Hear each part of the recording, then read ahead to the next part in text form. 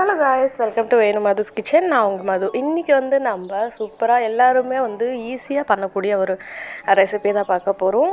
So masala macaroni. So அதுக்கு தண்ணி நல்லா பாயில் பண்ணணும். அதுக்கப்புறம் அதில் ஒரு டேபிள் ஸ்பூன் அளவுக்கு எண்ணெய் ஊற்றிட்டு நம்ம மேக்ரோனி சேர்த்துட்டு நல்லா வேக வைக்கணும். ஸோ இது நல்லா பாருங்கள் எவ்வளோ சூப்பராக பாயில் ஆகிட்டுருக்கு அப்படின்னு சொல்லிட்டு. ஸோ அது மேலே 3 மினிட்ஸ் அந்த மாதிரி இருக்கும் அந்த பேக்கெட் மேலே. பட் நீங்கள் மேக்ரோனி நல்லா ஸ்மூத்தாக மெத்துன்னு குக் ஆகிற வரைக்கும் நீங்கள் அப்படியே வேக வச்சுட்டு இந்த மாதிரி ஃபில்டர் பண்ணி மேலே கொஞ்சம் சில்லுன்னு இருக்கிற தண்ணி ஊற்றிக்கோங்க. ஸோ தட் ஒன்றோட ஒன்று ஒட்டாமல் நல்லா இந்த மாதிரி இருக்கும். ஸோ அதுக்கப்புறம் நம்ம தாளித்து எடுத்துக்கலாம். ஸோ இது சிம்பிளாக பண்ணிடலாம். ஒரு டீஸ்பூன் அளவுக்கு எண்ணெய் ஊற்றிருக்கேன். அதில் கொஞ்சோண்டு சீரகம், அப்புறம்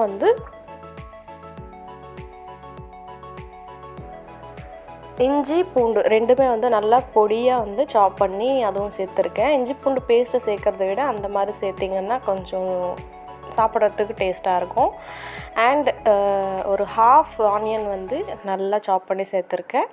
கூடவே நல்லா ஒரு ஹாஃப் டொமேட்டோ நல்லா பழுத்து இருக்கிற ஒரு ஹாஃப் டொமேட்டோ சேர்த்துருக்கேன்.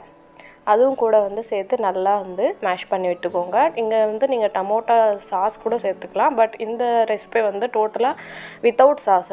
இங்கே இந்த பிளேஸில் நீங்கள் என்ன பண்ணுறீங்கன்னா க்ரீன் சில்லி சேர்த்துக்கலாம். நான் க்ரீன் சில்லி நல்லா கொஞ்சோண்டு வாட்டர் சேர்த்து நல்லா மிக்சியில் அரைச்சி சேர்த்துருக்கேன் ஃப்ளேவருக்காக. ஸோ இப்போ நல்லா குக் பண்ணி எடுத்துருக்க பீன்ஸ் சேர்த்துருக்கேன். ஏன்னா இப்போது நம்ம வேக வைக்காத பீன்ஸோ இல்லை வேக வைக்காத கேரட் சேர்த்தோன்னா அவ்வளோ சீக்கிரம் வேகாது, அதுக்காக. ஸோ அடுத்து கொஞ்சோண்டு சில்லி பவுடர் சேர்த்துருக்கேன். ஸோ இது எல்லாருமே ஈஸியாக பண்ணிடலாம். நல்லா இது ஒரு வாட்டி ஃப்ரை பண்ணதுக்கப்புறம் கொஞ்சோண்டு சால்ட் சேர்த்துருக்கேன்.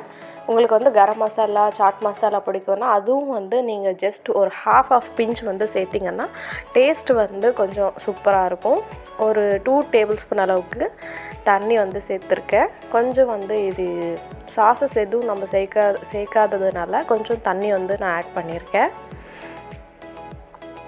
ஆட் பண்ணிவிட்டு நல்லா ஒரு தடவை கலந்து விட்டுக்கோங்க.